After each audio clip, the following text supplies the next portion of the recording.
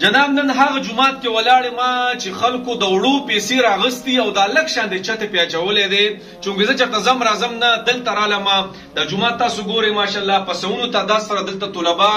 د ماسپخین نه پس سبقونه وي او علم هم پکې ماشاءالله کتابونه پکې وي کنه د جنا او دور تفسیر پکې هم وي نو راغلم داسې زیته چې یو سلور لا ګروپوکار یو قسم لکړه دی هغه ټول په قرض باندې کړی دی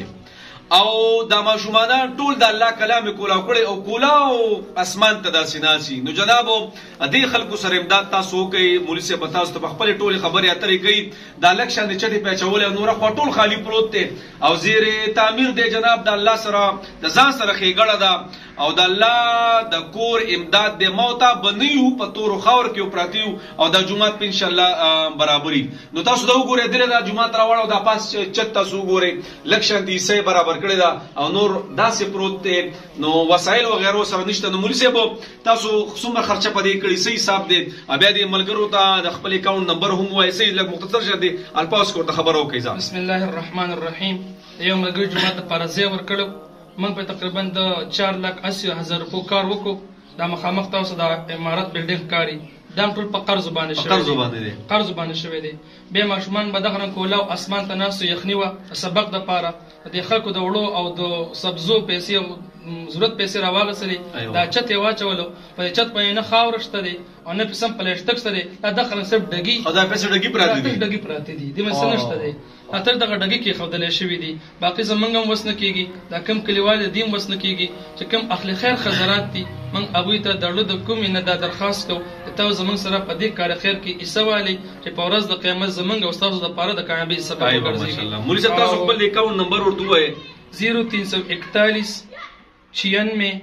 37 536 بیا ورته وایي 0341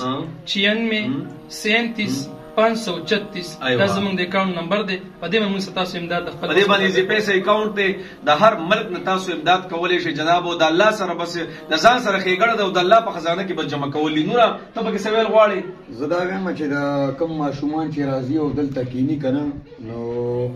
دا هم زمونږم بچی دی او د دې ټول عوامو بچی دي بل دا خبره چې دا قاری صاحب ډیر خپل کار روان کړی او دلته چې دا کوم علاقه دی جمعات سره نو دلته بل جمعات نشته د سره کم از کم 100-120 کور کړي د خاطول غریبانان دي بے وسه دي ټول دیاړي مار دي صدرک مار کې نه لګي نو زه تاسو ته مې مارونو چې بالکل دا اب خبره ده پټه خبره نه ده دا بدرګه کی سازي کې د بدرګي یو کړي دي چې دې ته وایي د بدرګي کړي دي او ډیر نوې دیری سره بل دا خبره ضرور مې دي چې ماشومانان دي او نور سشته دی نو د الله د رضا لپاره زموږ د قاری سره امداد وکړي بس د آخرت ګټم ده او د دې وخت ګټم ده ایوه ماشاءالله جناب دغه نمبر تاسو د هر ځای زی پیسې اکاونټ دی په دې باندې تاسو څومره تاسو مرسته کیږي د قاری صاحب نمبر به ان شاء الله بره په ویډیو باندې هم چلوم کې خیر بره په ویډیو تاسو ته پروتي نو جناب زر تر زر امداد دوی سره وکړي روزه روانه چې خیسه تراوی به کیو کې ماشومان هم برازي دنیا ماشومان راځي د جمعه ته د لره علاقو نه ماشومان راځي ماشاءالله مولوی صاحب ډیر مهنت کوي